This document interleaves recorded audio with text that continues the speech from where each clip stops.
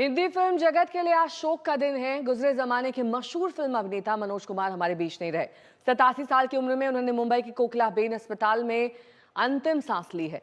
देशभक्ति की फिल्मों की वजह से मनोज कुमार भारत कुमार के नाम से भी मशहूर थे। शहीद, उपकार और पूरब पश्चिम जैसी सुपरहिट फिल्म्स के जरिए उन्होंने देशभक्ति का अलख जगाया। पूरब और पश्चिम फिल्म का वो गाना कोई कैसे भूल सकता है, जिससे भारत की महानता के बारे में बड़ी साफ गोई से बताया गया। उन्हें हिंदी सिनेमा का एक बड़ा आइकॉन माना जाता है। दादा साहब फाल्के अवार्ड से नवाजे गए मनोज कुमार। राष्ट्रीय फिल्म पुरस्कार भी उन्हें मिला। कई फिल्म फेयर अवार्ड्स मिले। प्रधानमंत्री नरेंद्र मोदी ने उन्हें याद करते हुए प्लेटफॉर्म एक्स पर श्रद्धांजलि दी है। उन्होंने कहा कि महान अभिनेता और फिल्म निर्माता श्री मनोज कुमार जी के निधन से बहुत दुखी हूं। वो भारतीय सिनेमा के प्रतीक थे, जिन्हें विशेष रूप से उनकी देशभक्ति के जोश के लिए याद किया जाता था, जो उनकी फिल्मों में भी छलकता था। मनोज कुमार की फिल्मों ने राष्ट्रीय गौरव की भावना को प्रज्वलित किया और ये पीढ़ियों को प्रेरित करती रहेगी।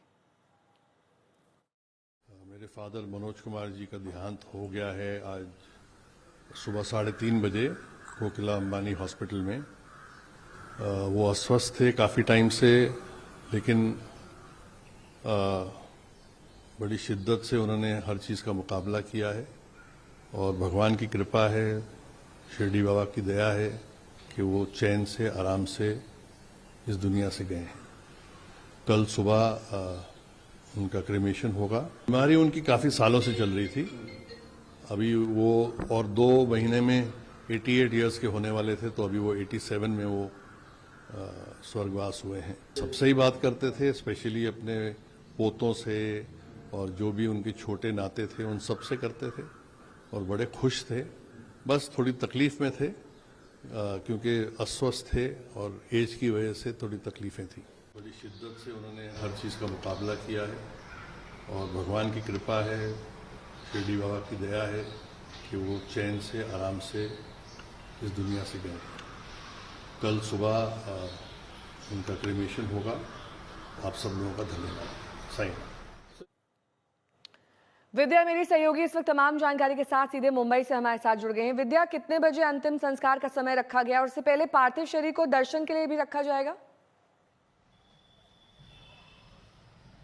जी देखिए, अभी जो निटी-ग्रिटीज हैं क्रिमेशन के वो बहुत ज़्यादा फाइनलाइज नहीं हुए हैं। पार्थिव शरीर को यहीं कोकिलाबेन अस्पताल में ही रखा गया है और कहा यही जा रहा है, क्योंकि अशोक पंडित जी से भी हमारी बात हुई और बाकी जो परिवार के लोग हैं इस सहमति में हैं कि क्योंकि कुछ सारे जो रिलेटिव्स हैं वो विदेश में रहते हैं, तो यही वजह है कि जब तक सारे रिलेटिव्स नहीं आते हैं, लोग नहीं आते हैं, तब तक अंतिम संस्कार नहीं होगा। तकरीबन 12 बजे के आसपास जो एक विलेपार्ले में क्रिमेटोरियम है वहां पर किया जाएगा अंतिम संस्कार। और ये कहा जा रहा है, जैसे अशोक पंडित जी ने भी कहा कि दरअसल क्योंकि जिस तरीके की जिंदगी उन्होंने जी, जिस तरह का कंट्रीब्यूशन था, उसको देखते हुए मनोज कुमार जी को एक फिट विदाई दी जानी चाहिए और इसी वजह से वो कह रहे हैं कि सब पुलिस से कोऑर्डिनेशन और सब लोगों से कोऑर्डिनेशन करके तकरीबन दोपहर 12 बजे के आसपास क्रिमेशन किया जाएगा। लेकिन उसके पहले पार्थिव शरीर को अंतिम दर्शन के लिए भी रखा जाएगा, लेकिन उसकी भी मॉडलिटीज अभी तक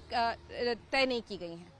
कौन कौन आ सकता है अस्पताल, या फिर अगर घर ले जाया जाता है पार्थिव शरीर, तब फिल्म जगत की कौन सी बड़ी हस्तियां माने कि वहां पर पहुंचेंगी? जी देखिए, मनोज कुमार काफ़ी लंबे समय से बीमार थे और काफ़ी समय से फिल्म इंडस्ट्री से कटे हुए थे, लेकिन अगर आप देखें तो मनोज कुमार एक बहुत बड़ा नाम है फिल्म इंडस्ट्री में। उनका जो कंट्रीब्यूशन है, जैसे अभी भी आपने जिक्र किया, उनकी कई सारे फिल्में जो कई सारे लोग उनको पेट्रियोटिक कुमार या फिर आप कह लीजिए भरत कुमार के नाम से जानते थे, और क्योंकि जिस तरीके की उन्होंने फिल्में की थी, जिस तरीके से वो अपने आप को कंडक्ट करते थे पब्लिक लाइफ में, उनका यही मानना था कि जो फिल्म इंडस्ट्री में जो कंट्रीब्यूशन है उनका वो काफी बड़ा है और लोगों का भी यही मानना था, और यही वजह है कि उनको एक फिट फेयरवेल देने की बात अभी कही जा रही है और उसके अनुसार पूरे अरेंजमेंट किए जाएंगे।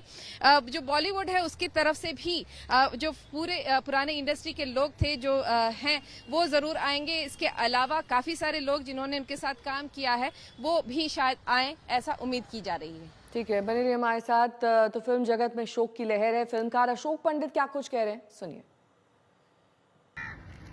Sad to inform you all that legendary Dada Saheb Phalke Award winner, our inspiration, doyen of Indian film industry, Shri Manoj Kumar ji is no more. He read his last at Kokilaben Hospital, Andheri, after being not well for a very, very long time. It's a great loss to the industry. Manoj ji will really miss you. We all kept on meeting him quite occasionally. He was always full of life. He was always happy. And the entire industry will miss him. A great soul like him, a great maker like him will never be there in our industry. Goodbye, Manoj ji. Goodbye.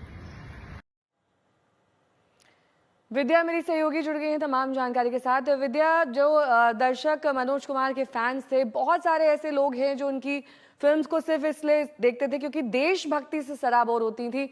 उनके लिए, उनके परिवार के लिए इस वक्त बेहद मुश्किल और कठिन घड़ी है।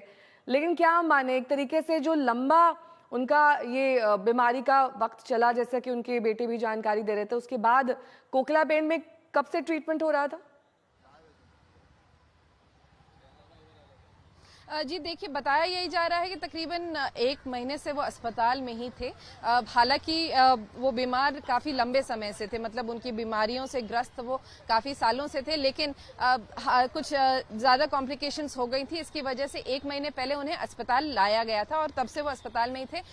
तकरीबन 3:30 बजे के आसपास रात में अचानक ही नींद में ही गुजर गए, ऐसा बताया जा रहा है। और शांत थे, बहुत ज़्यादा कोई तकलीफ नहीं थी, आराम से थे वो जब वो गुजरे। तो परिवार अब क्रीमेशन की बात कर रहा है, किस तरह से क्रीमेट करेगा, उसकी फॉर्मेलिटीज़ जो हैं वो पूरी करनी है पुलिस को। दरअसल दादा साहब फाल्के के साथ साथ पद्म विभूषण से भी नवाजे गए थे 1990s में, तो उसकी वजह से एक स्टेट फ्यूनरल की भी बात कही जा रही है। तो ये सारी जो मॉडलिटीज़ हैं, ये कोशिश कर रही है परिवार की सब लोगों से बात कर सकें और उसके बाद ये फ्यूनरल की जो क्रीमेशन है उसका पूरा इंतजाम किया जाएगा।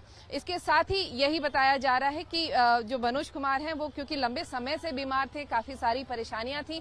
हालांकि उनके जो बाकी परिवार के लोग हैं वो फॉरेन में रहते हैं, विदेश में रहते हैं, तो उन्हें आने में भी थोड़ा समय लगेगा और यही वजह है कि अभी थोड़ा सा फॉर्मेलिटीज कंप्लीट करके उसके बाद सारे डिटेल्स बताए जाएंगे। लेकिन जैसा आपने जिक्र किया, ऐसा कोई 25 अगर आप देखें 26 जनवरी का कह लीजिए या फिर 15 अगस्त का कोई भी जब फंक्शन होता है उसमें मनोज कुमार जी के फिल्मों के गाने नहीं बजे, ऐसा हो नहीं सकता।